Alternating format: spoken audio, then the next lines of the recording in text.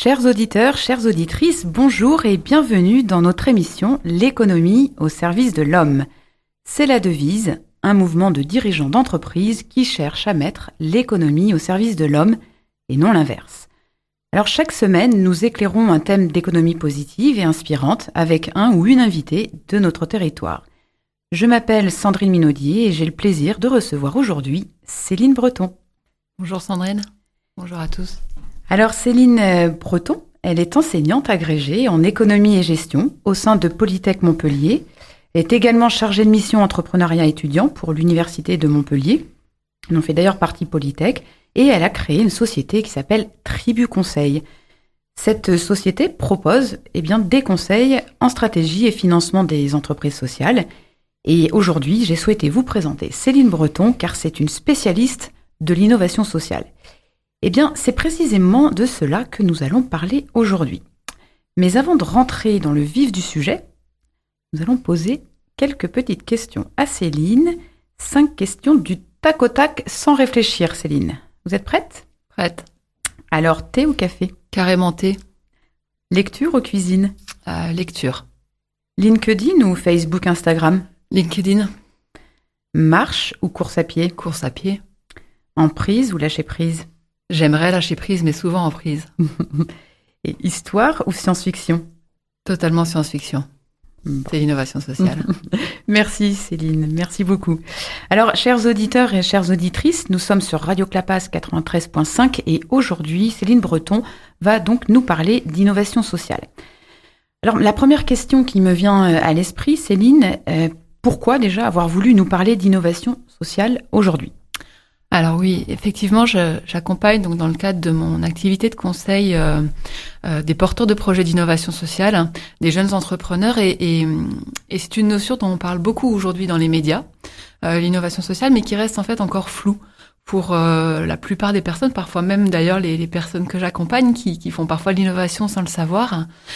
Donc il y a un vrai enjeu de pédagogie autour de ce sujet. En fait, l'innovation sociale, c'est pas nouveau, ça existe depuis longtemps, mais elle est méconnue et donc de fait, elle manque d'accompagnement et de ressources. Elle a du mal à changer d'échelle. J'aimerais que les personnes qui vont nous écouter aujourd'hui, en fait, ressortent de cette émission en se disant, mais en fait, pourquoi pas moi ? Et vous, dans votre expérience dans ce domaine-là, vous pouvez nous en parler un peu plus ? Oui, bien sûr. Alors moi, c'est un peu comme Obélix. Je suis tombée dedans, non pas quand j'étais petite, mais il y a une dizaine d'années. J'ai porté un projet qui s'appelait déjà à l'époque Tribu Solidaire, mais qui n'avait rien à voir avec du conseil. C'était un projet de plateforme mélangeant du crowdfunding, du financement participatif, et du réseau social, donc sur le web. Alors c'était il y a 10 ans, donc aujourd'hui c'est sûr que c'est beaucoup plus connu de tout le monde. À l'époque ça l'était moins, pour le secteur associatif, avec l'idée que 5%, voire même moins, des associations aujourd'hui drainent 95% de la solidarité, et notamment des dons, et qu'il faut créer de la confiance pour amener à donner. Donc les petites structures en manquent, et ces outils-là étaient une formidable occasion pour elles de se faire connaître, de créer et de maintenir un lien. Ce projet, je l'ai développé et puis il a été accompagné par Alter Incube, qui est l'incubateur du territoire sur l'innovation sociale. Et puis l'expérience s'est lancée, puis s'est arrêtée au début de l'activité. Et j'en ai tiré beaucoup d'expériences et d'enseignements et j'ai voulu continuer en faisant bénéficier d'autres acteurs de mon expérience et puis de ma formation aussi, puisque je suis formée dans le domaine de l'économie, du management et de la gestion. Donc voilà, je trouvais que c'était une bonne idée, un bon compromis pour continuer l'aventure. En effet. Alors, du coup, peut-être que tout ça pourrait vous amener en tout cas à nous donner une définition de l'innovation sociale. Qu'est-ce que c'est concrètement ? Alors, la clé d'entrée pour comprendre l'innovation sociale, c'est déjà l'idée du besoin. Comme dans toute innovation, en fait, au départ, il y a un besoin qui est peu ou mal satisfait. La particularité dans notre cas ici, c'est que ce besoin, en fait, il est social. Social, ça veut dire quoi ? Alors, je vais vous donner quelques exemples. Aujourd'hui, plus de 19% des jeunes de moins de 25 ans sont au chômage en France, contre 8% de la population totale. 4 millions de mal logés ou sans abri, 15 millions de personnes touchées par la crise du logement. ou encore 20 kilos de produits alimentaires encore consommables sont jetés en moyenne par Français et par an. Ces chiffres-là, ça traduit des vraies problématiques sociales ou environnementales qui appellent des vraies réponses d'ampleur. Donc ça, c'est la clé d'entrée qui est commune en fait avec toutes les autres innovations, d'ailleurs un problème au départ. Un problème qui est peu ou mal satisfait à la fois par le privé mais aussi par le public, parce que c'est vrai que quand on pense social ou environnemental, on pense souvent au public. Une innovation, c'est une solution nouvelle. Donc il y a aussi cette dimension-là, la nouveauté, qui apporte une vraie valeur ajoutée à ce qui existe actuellement sur le territoire. Et puis enfin, et ça c'est particulier aussi à l'innovation sociale, c'est l'implication des parties prenantes. C'est-à-dire en premier lieu les bénéficiaires qui vont être impliqués à la fois dans la conception, mais aussi parfois dans le déploiement de la solution. Voilà un peu ce que sont les trois aspects de l'innovation sociale. D'accord. Et alors, est-ce que vous avez là, vous nous avez parlé des besoins notamment. Est-ce que vous avez un exemple de projet que vous considérez comme socialement responsable, innovant? Alors d'ailleurs, pas que moi, puisque le premier exemple, celui qu'on donne souvent d'innovation sociale, c'est l'exemple du microcrédit. Qui a été inventé en réponse à la problématique de la pauvreté au Bangladesh par Mohamed Yunus. D'ailleurs, ses travaux ont été récompensés en 2006 par le prix Nobel de la paix. C'est quoi le microcrédit ? En fait, c'est d'accorder des crédits de faible montant, avec intérêt bien sûr, à des micro-entrepreneurs qui d'habitude n'ont pas accès aux services financiers traditionnels, tout simplement parce qu'ils sont pas capables d'apporter les garanties nécessaires. Donc c'est un système qui repose sur la confiance et qui a permis à des milliers, voire des centaines de milliers de personnes dans la pauvreté de sortir de cette pauvreté. D'ailleurs souvent des femmes qui empruntaient pour monter des petites affaires de couture ou autres. Et aujourd'hui, c'est la Grameen Bank, donc qui est la banque qu'a créée Mohamed Yunus, travaille aujourd'hui dans plus de 50 000 villages. Elle a prêté plusieurs milliards de dollars de prêts avec des taux de remboursement qui avoisinent les 99%. Donc on voit que c'est un système qui marche, économiquement en tout cas, et puis socialement. Eh bien, les études ont montré que ça augmente les revenus. Ça augmente aussi le patrimoine des ménages, ainsi que l'éducation des garçons et des filles. Donc c'est une vraie réussite. D'accord, bon, merci. Alors, la question qui me vient en suivant, c'est finalement quelle différence vous faites entre innovation sociale et puis une innovation traditionnelle ? J'entends par là sur les aspects technologiques, d'un point de vue commercial, au niveau du procédé ou sur la partie organisationnelle. C'est quoi la différence ? Il y a des différences et des points communs. Si on regarde les différences, clairement, la différence la plus importante, c'est la nature du besoin, justement, puisque le besoin n'est pas économique, mais il est social ou environnemental, comme dans l'exemple ici, la lutte contre la pauvreté. Deuxième différence importante, c'est la participation, la coopération des acteurs concernés. C'est-à-dire, on va les impliquer en allant sur le terrain et en construisant avec eux les solutions. Donc, ils sont vraiment partie prenante. Même si aujourd'hui, on le voit d'ailleurs, les entreprises dans le domaine économique, technologique, ont de plus en plus tendance à impliquer leurs différentes parties prenantes. Alors, je pense bien sûr aux utilisateurs, mais aussi à d'autres entreprises de la chaîne de valeur, des laboratoires de recherche, bien sûr.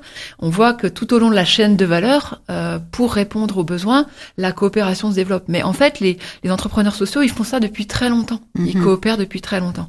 Donc ça, c'est les deux principales différences pour moi. Donc je dirais le besoin au départ et le process de production. Mais il y a quand même des points communs aussi, c'est-à-dire que la nouveauté de l'innovation, qu'elle soit sociale, technologique, commerciale, procédée ou organisationnelle, ça reste une réponse nouvelle et meilleure à un problème qui existe sur le terrain. Et le caractère de nouveauté, il entraîne une prise de risque qui est liée à cette nouveauté. Il peut nécessiter de la recherche et développement, c'est pas encore très répandu, mais ça peut nécessiter de la recherche et développement pour se déployer correctement. C'est souvent des solutions qui sont trouvées, conçues, vraiment aux prises avec le terrain. Et à un moment donné, si on veut passer à l'échelle, si on veut, entre guillemets, industrialiser le process, eh bien, il va falloir faire de la recherche et développement. Et du coup, un besoin de financement qui peut être important justement pour à la fois financer les travaux de recherche et développement, mais financer aussi éventuellement les pertes que la structure peut faire dans la phase où elle va en quelque sorte affiner son modèle. D'accord. Alors, les acteurs qui portent ces innovations sociales, c'est qui ? L'innovation sociale, comme je disais tout à l'heure, elle est pas récente. On en parle depuis une dizaine d'années, mais depuis beaucoup plus longtemps, elle est portée par notamment les acteurs de l'économie sociale et solidaire. Je pense bien sûr aux associations, aux fondations, aux mutuelles, qui mettent dans leur statut la primauté de l'objet social sur la lucrativité économique. Ce qui ne veut pas dire qu'il ne faut pas qu'elles aient une viabilité économique. Et c'est d'ailleurs tout l'enjeu pour ces structures-là, c'est faire coïncider, mais je pense qu'on va en reparler après, la poursuite de l'objectif social ou environnemental et le nécessaire équilibre économique. Donc, pour ces acteurs-là, l'innovation sociale, c'est un moyen, en fait, d'améliorer les services qui vont être rendus à leurs bénéficiaires. Toujours dans le secteur de l'ESS, les SIC, les sociétés coopératives d'intérêt collectif, ou les SCOP, les sociétés coopératives ouvrières de production, ou encore les entreprises d'insertion par l'emploi, sont des entreprises qui vont mettre leur activité économique, donc qui sont vraiment dans le champ de l'entreprise pour le coup, au service d'un objet social environnemental. Si on prend les entreprises d'insertion, leur objectif social, c'est donc l'insertion par l'emploi de personnes qui sont durablement éloignées de l'emploi. Aujourd'hui, l'innovation sociale, elle s'étend à l'économie plus traditionnelle. Ce que j'entends par l'économie plus traditionnelle, c'est les entreprises de l'économie classique qui aujourd'hui s'intéressent de plus en plus à ces questions-là, pour des questions notamment de responsabilité sociale et environnementale. Je pense notamment à 2 lois qui sont passées et qui permettent aujourd'hui aux entreprises de se positionner sur ces créneaux-là. Donc la loi du 31 juillet 2014 relative à l'ESS qui a créé le statut d'entreprise solidaire d'utilité sociale et qui permet donc à toute entreprise d'obtenir un agrément dit agrément ESUS pour intégrer dans ses statuts donc une mission qu'elle va mener en parallèle de sa mission économique. Et puis, plus récemment, la loi Pacte, en 2019, a promu les entreprises à mission. Les entreprises à mission, donc ça introduit la possibilité pour une entreprise lucrative d'affirmer publiquement sa raison d'être, ainsi qu'un ou plusieurs objectifs sociaux et environnementaux qu'elle va se donner. Je prends l'exemple de Danone parce que vous en avez peut-être entendu parler, ça a beaucoup défrayé la chronique avec son ex-PDG, Emmanuel Faber, qui a été mis à la porte en quelque sorte, alors qu'il avait justement donné à Danone ce statut d'entreprise à mission. Il avait donné 4 objectifs à l'entreprise: améliorer la santé, préserver la planète et les ressources, construire le futur avec les équipes et promouvoir une croissance inclusive. Donc voilà, ces entreprises-là, je pense à la CAMIF, je pense à la MAIF, sont des entreprises, à la Mutuelle, à la CAMIF, qui sont des entreprises qui se lancent dans ces entreprises à mission.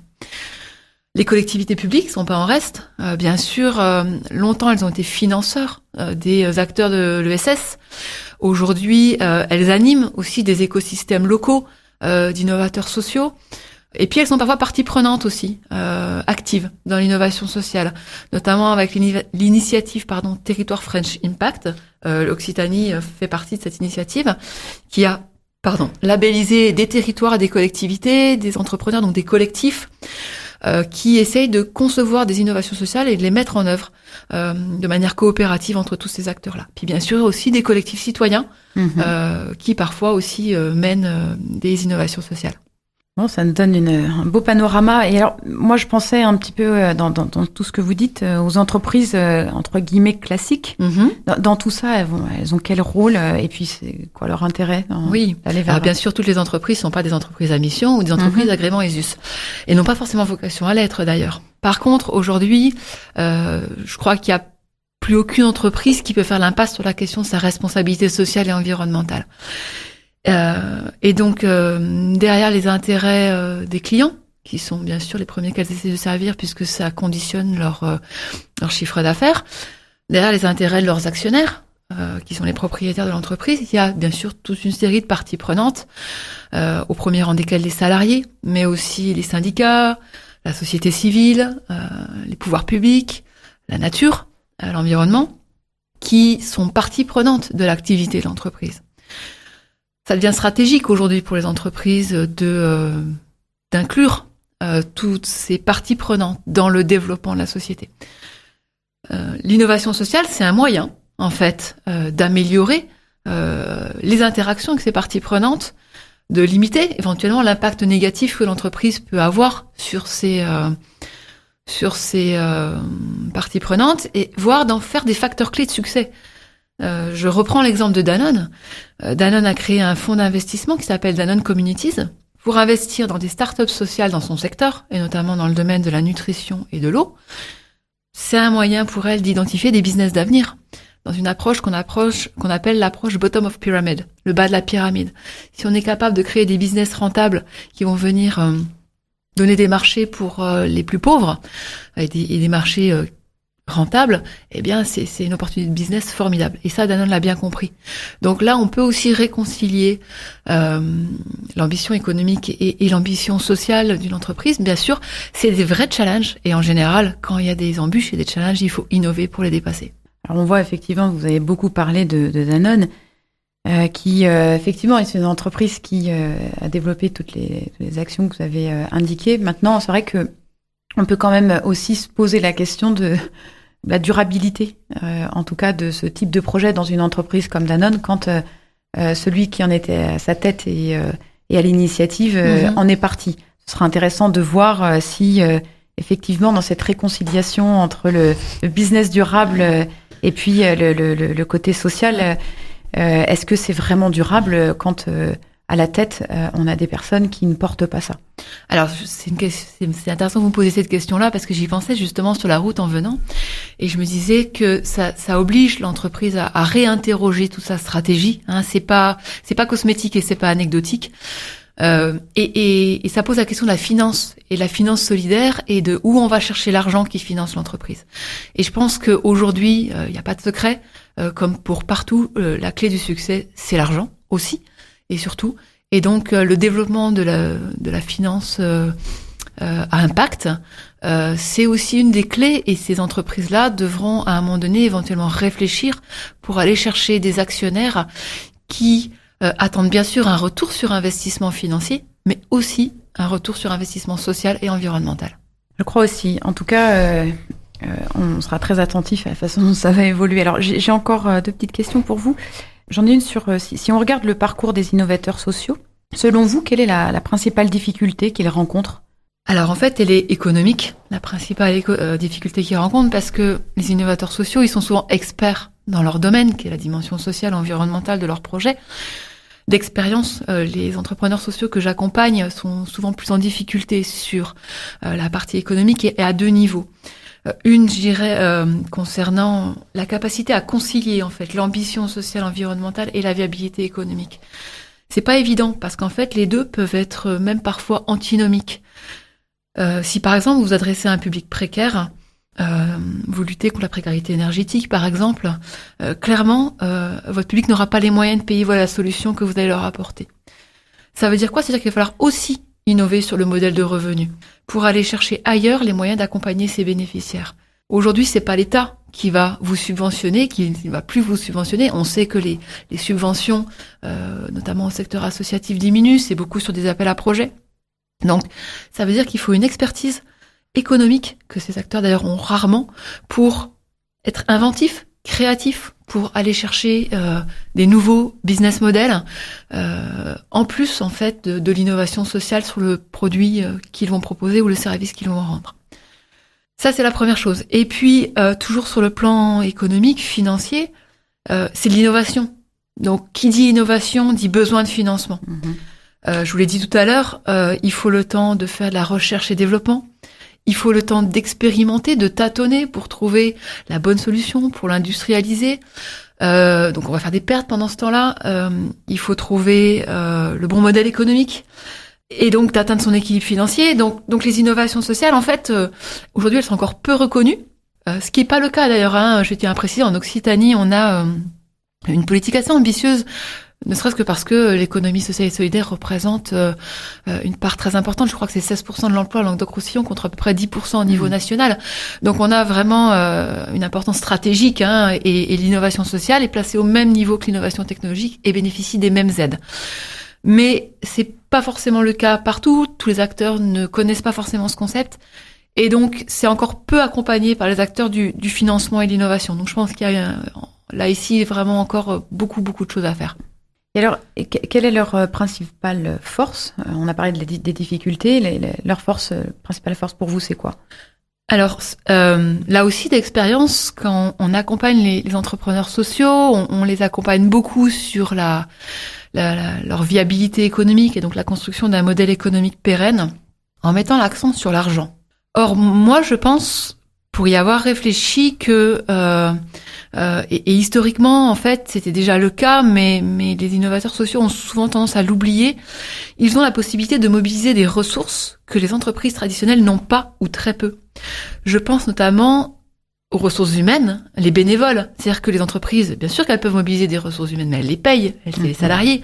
Les entreprises, les entrepreneurs sociaux, notamment sous statut associatif ou autre, leur objectif n'étant pas économique, mais social ou environnemental, ils peuvent embarquer avec eux des personnes qui sont sensibles à la cause qu'ils défendent. Et donc ça, c'est une vraie force. Et puis, comme je disais un peu tout à l'heure aussi, les autres acteurs tout au long de la chaîne de valeur, la coopération, on n'est pas dans la concurrence ici. On est plusieurs acteurs de la chaîne de valeur ensemble pour coopérer et atteindre un objectif commun. Donc voilà, le modèle économique des innovateurs sociaux, il n'est pas que économique, il est économique, humain et partenarial. Merci. Alors, je vais vous poser une dernière question. Qu'est-ce qu'on peut faire en fait pour soutenir le développement de l'innovation sociale ? Alors, moi, je suis enseignante en sciences humaines. Et c'est vrai qu'on dit toujours, les sciences humaines, il y a les sciences dures d'un côté, vous savez, tout ce qui est scientifique, puis les sciences molles un peu de l'autre côté. C'est un peu la même chose, en fait, pour l'innovation sociale. En fait, l'innovation sociale, c'est l'innovation. Elle présente autant, si ce n'est plus d'enjeux que l'innovation technique, commerciale, marketing ou managériale. Donc, lui donner le même statut. Et qui dit le même statut, dit le même accès au financement et à l'accompagnement de l'innovation technologique.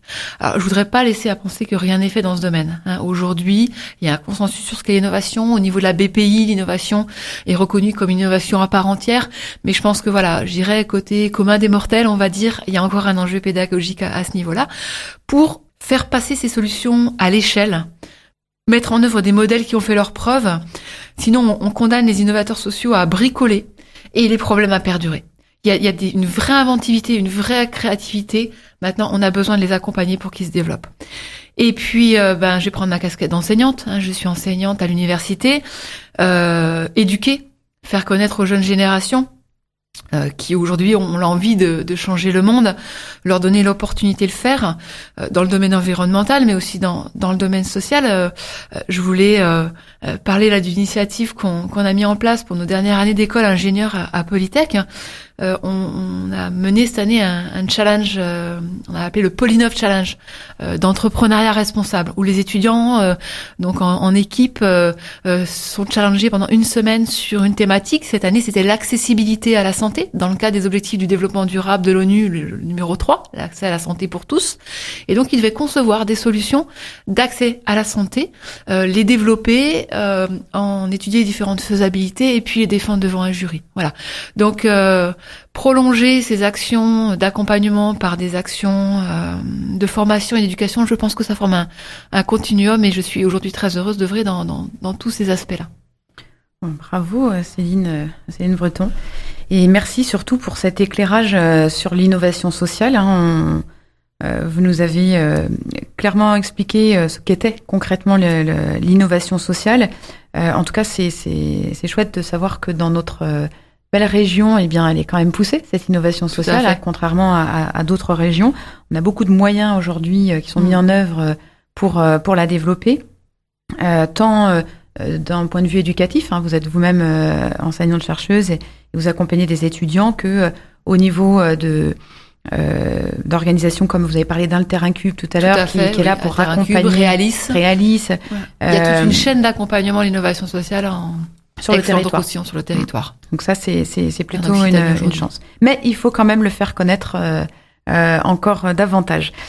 Alors, notre émission, l'économie au service de l'homme, touche à sa fin. Avant de vous dire au revoir, Anne va nous donner des trucs et astuces en matière d'intelligence collective.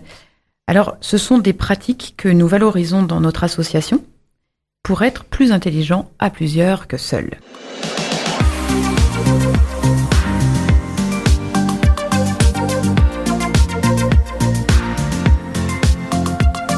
Bonjour à toutes et tous, bienvenue dans cette nouvelle saison sur Radio Clapas autour de l'intelligence collective avec un format un peu différent puisque les chroniques, durée de l'émission oblige, seront plus courtes.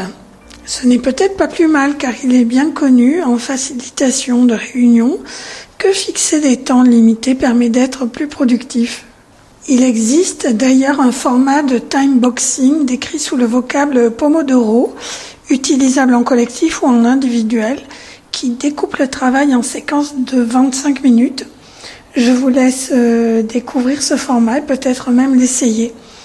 Dans les saisons précédentes, nous nous sommes parlé de l'existence de l'intelligence collective dans le vivant, au sein de l'espèce humaine, et nous avons exploré ce qui lui permet de se créer, la sécurité psychologique entre les équipiers et la mémoire transactive. Il nous reste à découvrir la troisième des briques qui constitue l'intelligence collective et qui est l'autonomie, ce que nous ferons à l'occasion d'une prochaine chronique. Nous avons aussi évoqué l'ombre noire de l'intelligence collective, aussi appelée idiotie fonctionnelle, et ce qu'elle n'est pas de l'animation ou de la facilitation de réunions. Car l'intelligence collective dans une entreprise ne se limite pas aux salles de réunion. Si elle existe, quand elle existe, elle diffuse dans l'ensemble des fonctionnements entre les équipiers où elle rend la communication, la décision, la qualité de la relation meilleure. Évidemment, les salles de réunion sont un lieu précieux où on peut l'observer. Et si vous assistez à des réunions descendantes, sans intérêt, longues, ennuyeuses, sans aucune interactivité, sans livrable, alors vous pourrez parier qu'il n'existe pas, ou très peu, d'intelligence collective dans cette entreprise. Et c'est bien dommage, car le monde de l'entreprise est de plus en plus collaboratif.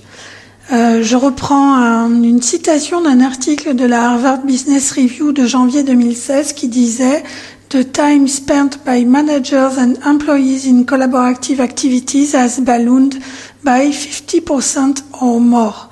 En d'autres termes, en français, le temps dépensé, utilisé par les managers et les employés dans des activités collaboratives a augmenté de 50% ou plus ces dernières années. Et selon un article du New York Times publié également en 2016 en février, les salariés consacrent désormais plus des 3/4 de leur journée en échange avec leurs collègues.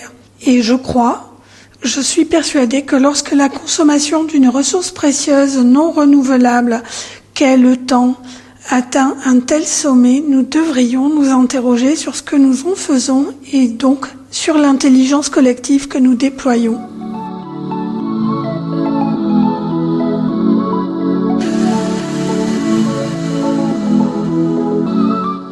C'est déjà la fin de cette émission, l'économie est au service de l'homme. Alors merci. Merci Yann, merci à vous chers auditeurs et chères auditrices, à Pej qui est notre directeur de l'antenne et l'équipe de Radio Clapas 93.5, à notre invitée bien sûr Céline Breton et enfin à notre mouvement de dirigeants d'entreprise, le CJD, avec qui on éclaire un bout d'économie responsable tous les lundis à 13h en direct du studio. Retrouvez les replays sur radioclapas.fr, la chaîne YouTube du CJD Montpellier ou Spotify, Deezer, LinkedIn, etc. Vous pouvez contacter le CJD Montpellier via Facebook ou LinkedIn et je vous dis à la semaine prochaine. D'ici là, prenez soin de vos proches et de vous.